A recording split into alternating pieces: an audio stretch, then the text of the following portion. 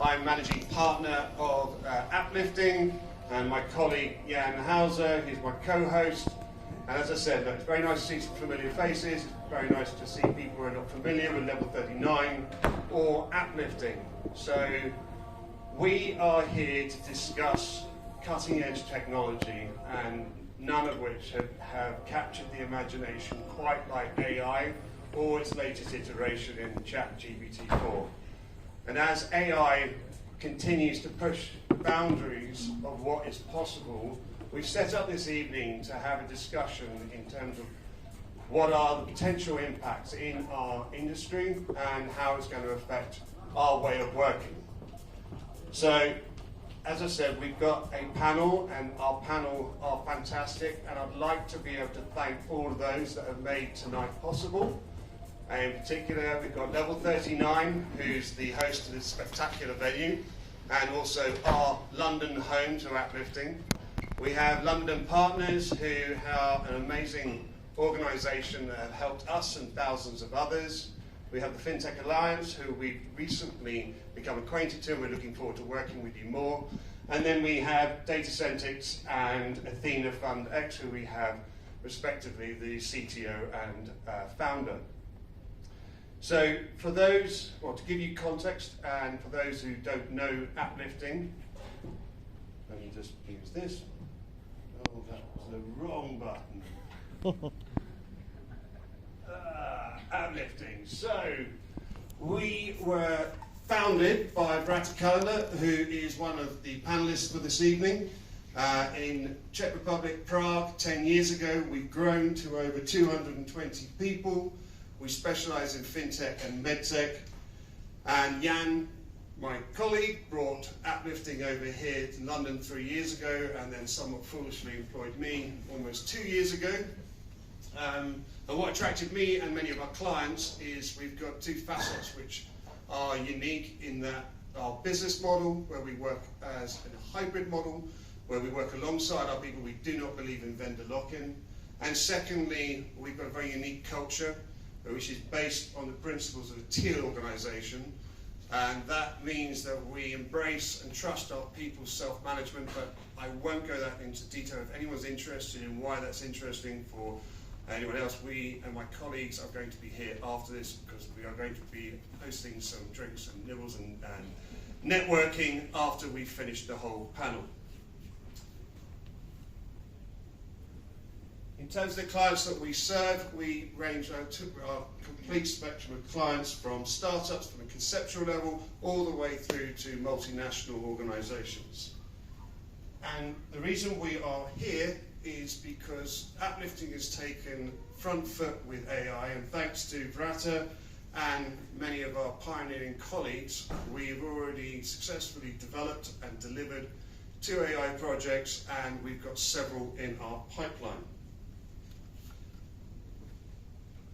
Now, before I pass on to Vrata, who will be able to speak more intelligently about AI, I'd like to just draw your attention to this. We want to be able to have Q&A session after the panel discussion, so please sign up to slido.com using the number 2855969 or scan the QR code.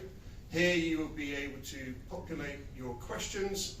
And also, I'd like to draw your attention to the fact that you've got a chance to vote. So I will be reading out questions at the end, but they will go in descending order of popularity. So please do go on that. That gives you opportunity to put any questions you want. So now I would like to hand over the stage to Vrata, our CEO and founder, and he's going to give his perspective and insight into AI and ChatGPT-4. Thanks, Phil. Hi, everyone, and welcome to Level 39. I am super happy that there are so many people interested in this topic. And today I would like, before we have the panel discussion, I would like to set up the scene a little bit. Because you probably heard about the GPT. You probably heard about it a lot, during the last few months. And I would like to welcome you to the age of AI. That age, at least for myself, started at the 14th of March, when the GPT-4 was released. Because what we have been given as a humanity is a cognition engine. We have an unlimited amount of white-collar workers that are digital, that can follow instructions, they excel in multiple languages, they have both deep and wide knowledge base, and has inner understanding of the world. What I mean by that? Let's look at this picture. This is from the Sparks of the AGI paper from Microsoft, and they asked GPT-4, before it knew anything about images, to draw a unicorn. In order to draw a unicorn, if you cannot see, you need to have concepts of up and down. You need to know that mythical creatures have a horn, if it's a unicorn. And you need to still draw it with something, you cannot draw pictures, so you use some programming language to plot some graphs, and the graphs coincidentally look like a unicorn, right? And this is an emergent capability of the GPT-4 that was not predicted, and this is not the end of the development. Imagine where we were half a year ago with GPT 3.5, and let's look at us now when the GPT-4 can draw unicorns, can write programs with one prompt, and God knows what else, right? And the GPT itself is one of the fastest adopted technology in the world. To reach 100 million users, for the ChatGPT, it took only 2 months. So I would say that it's not only hype. There has to be some usefulness in it if the people are adopting it with such a rapid pace. And most of the people just know the tip of the iceberg, the ChatGPT. But today, with my colleagues, I would like to go underneath the surface and look below it. Be it using GPT as part of your applications, some advanced usage of it, and how you can do much more with semantic embedding and other strategies. So I think the GPT is a game changer for startups, because if you look at the startup at the start of their development, they don't have much cash, and normally the CTO is coding, or the apps are created by the very small team. But now the CTO doesn't have to code anymore. He can just prompt, and he can do so much more. He can basically 1 or 2 people can build the whole applications just by themselves, because the GPT will work and write it for them. And if they don't understand something, GPT will explain them the code. So this is a huge shift on how startups can be effective in the space. And the second thing is the startups can much better disrupt with the ability to just use GPT or other foundational model instead of training their own. So the startups doesn't have to spend tens of thousands or hundreds of thousands of dollars to train their own model. On 80 to 90% of use cases, they just can take whatever is on the market right now and find the best use case. So the game is moving for the startups from an AI labs to product studios and product design and product development. It's much more about empathizing with the users and knowing where to deploy the technology than to training new models. And that's a huge shift. And for corporates, it allows them suddenly to automate away boring processes that nobody wants to do, and they have people for it right now. But they don't have the people there because that's value. They have the people there because it needs to be done. And it will definitely help them to scale up the customer support and other, let's say, very generic processes. And for that, there will be basically ready-to-go solutions on the market within 1 year. But one thing that the corporate cannot do with the solution of the market is to take their own digital products and put GPT and AI into it. And that will be a skill that the corporates will have to learn or will have to buy from the market as a service. And you might be thinking, Rata, look, GPT is cool, but it has all those weaknesses, like, it's overconfident, it's bad at math, there's a knowledge cutoff, so it doesn't know anything past September 2021, there's limited context window, and so on and so on.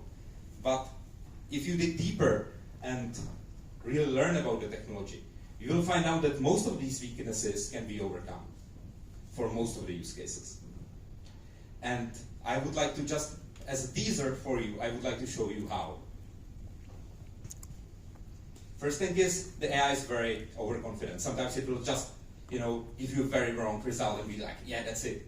Trust me, bro, right? That's the way how the GPT works.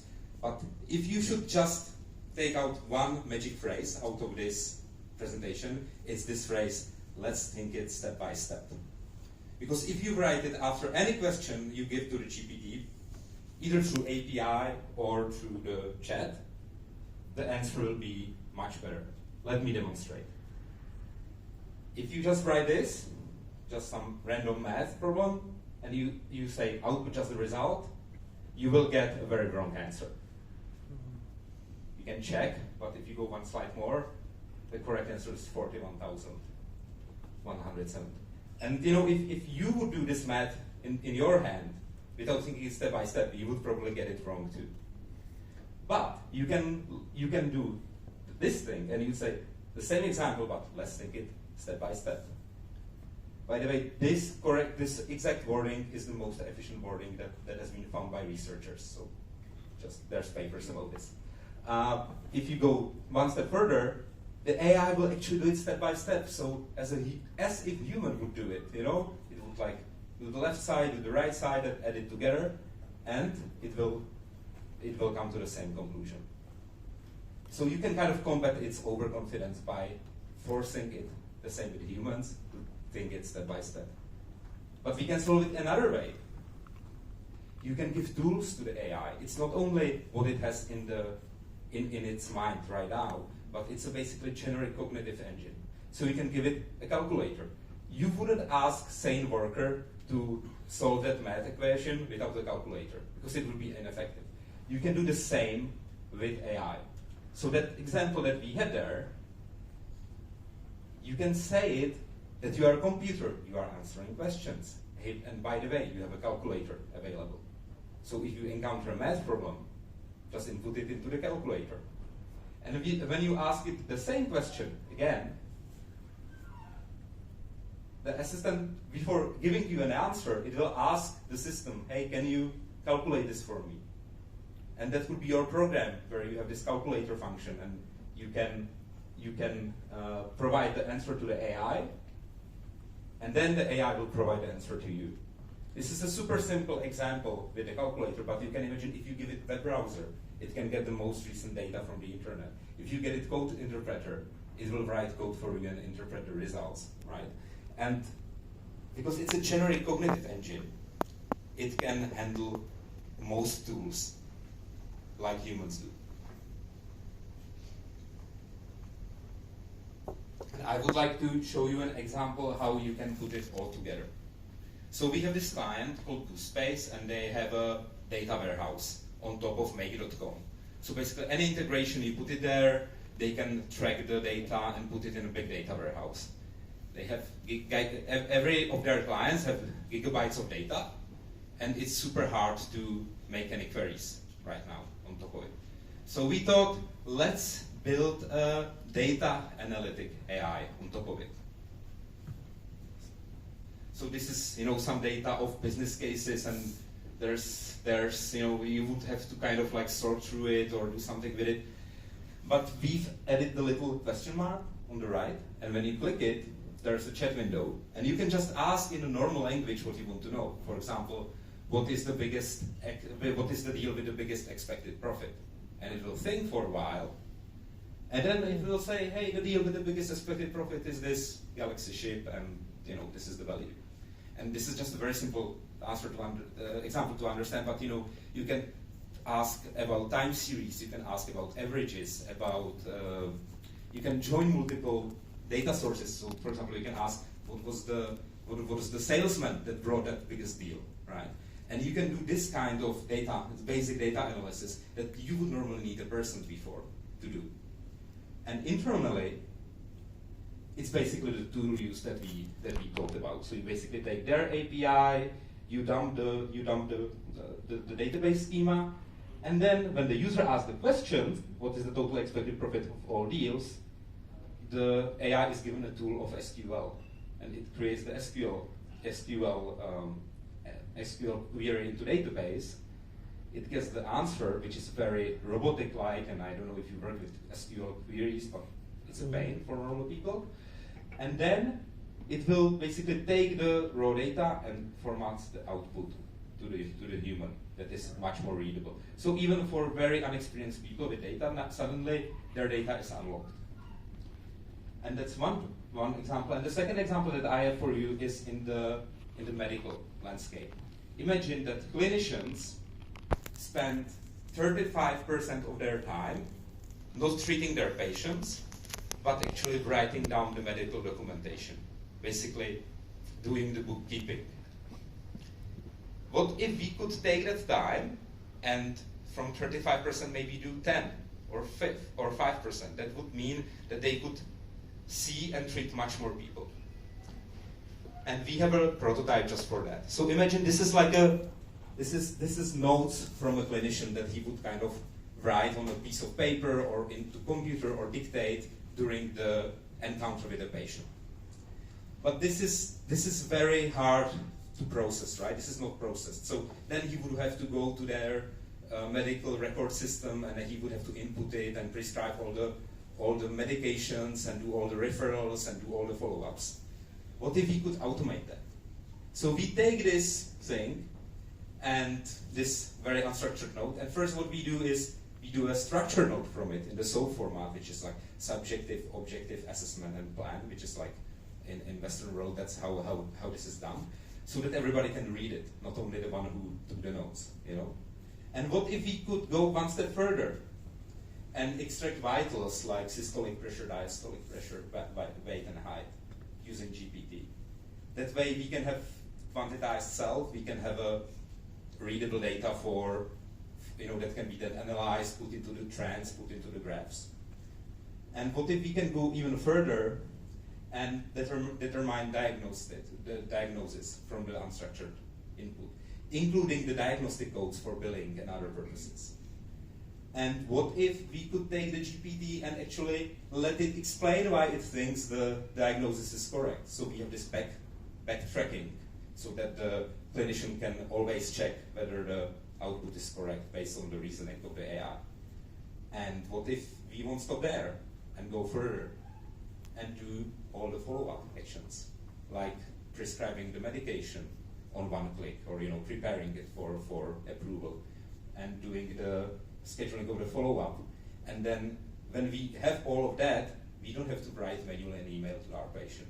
The email can be drafted for us, for the patient, but for the clinician, right? Imagine if we would live in a world when this is a standard. This is a standard of how we do stuff. Because nobody wants to do meaningless, repetitive tasks. And the truth is, I don't know where this all will go in a half year or a year, but it's all about starting now. Start experimenting with the GPT and other large language models in your daily life. Start thinking about running small feasibility studies or proof of concepts in your company, and see how you can connect this AI to improve your life and save some time for much better stuff like your family, kids, hobbies, and whatever you like. So that's my intro, and I'm excited for the panel. Thank you.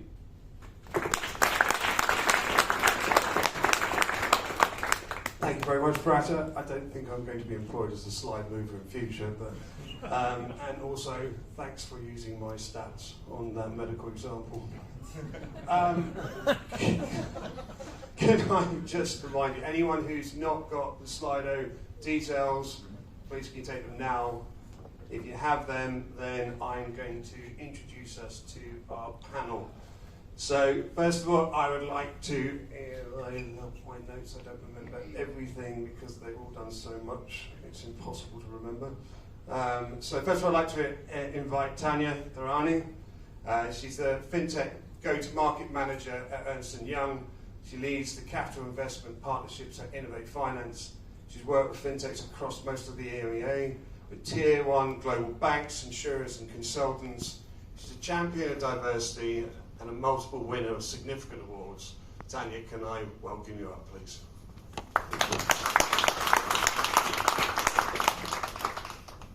Next, I'd like to invite Alex Papadakis.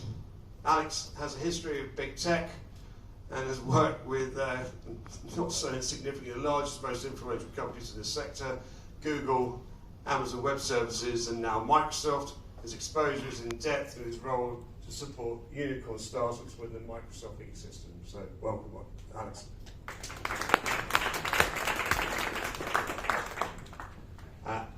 Angie Madara.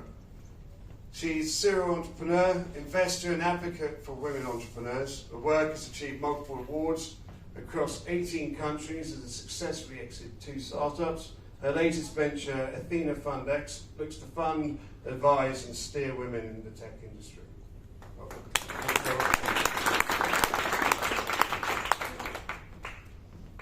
And now we've got Jan, I'm going to try and pronounce this correctly, Jan Prochacka. I don't know if I got that right. Yeah, good? Well, no, okay, badly. He's a data engineer. 6 years ago, started helping people, teams and organisations take ownership of AI, data and similar tech. He did this by signing a small startup machine learning company, and it's called Datacentrics, and he is their CTO. Welcome.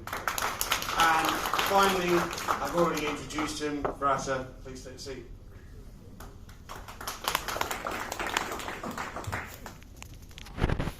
Welcome everybody, and thank you very much for coming here, and thank you for everyone to join us to have this. As I said, questions will be afterwards, and we've tried to choose some subjects to capture a broad range of topics within AI, and obviously that's why you're here. If we miss out anything, then please fill in the gaps. So the first topic I'd like to be able to discuss, so we're all in companies, we're trying to make better products and increase efficiencies in our teams, so I would look to see how AI can advance that process.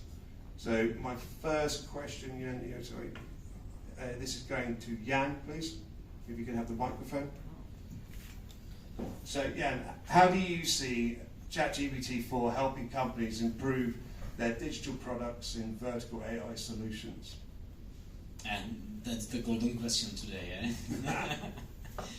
And so I definitely thank you, Vrata, for the introduction. I think it was very explanatory to everyone. And that's also one of our very popular use cases these days, to help people understand difficult texts. Yeah? And it's not just the medtech, it's the same for insurances, and knowing all the tiny details in the contract and being able to compare and proofreading and understand faster what pitfalls can wait for you here. So those like comparing text for lawyers and any other industry, this is definitely a very useful function that ChatGPT and the GPT API can provide to everyone. So this is the first one, and then second, very popular that we see among our clients and also in our like POCs. I wouldn't call it like a production project because this needs time. Is the call center upgrade. No one really knows how to do it, how to deal with the privacy and so on, and everyone is thinking about it, I can assure you. However, this is a massive change, that especially the example with the data warehouse, this is exactly what you would like to do, that the client is coming to you and to immediately know what are these immediate concerns, what is the summary of your relationship with him, and being able also to provide the hint for the discussion. And this co-piloted AI, this is the thing that we think and we believe, and we work with our clients, that this will be something that is achievable in this very moment. And I could continue, eh? I was going to say, if there's anyone else in the panel who'd like to add something to that, then please just put up your hands, and I'd love to be able to share their thoughts. But thank you. Going to the next question is going to you, Vrata. So for us, team efficiency is paramount important to our clients, to us as well, to deliver on time. So my question is, what are the best practices for integrating AI tools to enhance our team efficiency? Yeah, I would say it's basically three things. experiment with the new tools. For example, we as developers, we mostly use GitHub Copilot and similar tools that helps us code faster. And we use the GPT-4 for like rapid prototyping. We just say, hey, we want to build this app. Here are the features, and you build a scaffold of it. It usually builds the scaffold and it's good. You kind of have a continuous dialogue with it until it's good, basically. But you will get there. So that's the first. We have to. The space is evolving so fast that there's a new tools coming out every month. The second thing is talk to your lawyers because. And read terms and conditions, because every tool has different terms and conditions, especially in data privacy, where the data centers are. If you are processing, private data, GDPR can be a problem in Europe and so on. So talk to your lawyers, understand how your data is getting used, especially if you're selling the output of the AI forward. And the third thing, you have to educate your people. You have to show how it's done through the tool, because like the tools are intuitive, but it's, for example, we realize that it's a big difference if you just give a programmer like a coding assistant and don't tell him anything, or you give programmers coding assistant and a 1 hour workshop of some very skilled person who can be, let's say, 2 times as effective with it, and just show them how it's done. So I would say the education is also a big part. I was going to add to that. I mean, I'm, as you may have gathered, I'm not particularly technical, but if you've got something that's producing the results in a fraction of time, and you don't really know the accuracy, are there risks of the fact that your QA and your repair work is going to take longer than if someone who is very skilled, as we have in uplifting, who would do it from the off? Like the important thing is that even with the example I've shown, it's always the person that is ultimately responsible for the output, and it will be like this for a long time. So it's basically this co-piloting where AI helps you to achieve goals, but you have to sign off on everything. So basically, I still think that AI will, in 95% amount of time, it will make it faster if you know how to use it, but you still have to sign off as a programmer, not as some tester afterwards. The programmer has to sign off the work. That's at least the policy in uplifting. So yeah, absolutely. But education is key from your perspective. Yeah, sure. So what I would like to add is for the Copilot, for example, for the GitHub Copilot, you can increase also the productivity as well.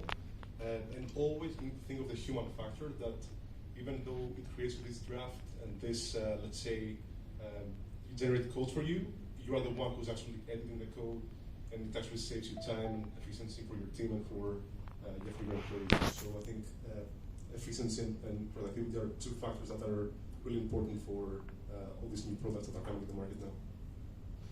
Actually, I'd quite like to stay with you for the time being, because actually in your role in Microsoft, I'd love to know, in terms of being at the heart of innovation there, what kind of, can you share any success stories around the subject with AI implementation? Yeah, sure. So actually, I firmly believe that startups who are now embracing AI increase the chance of success.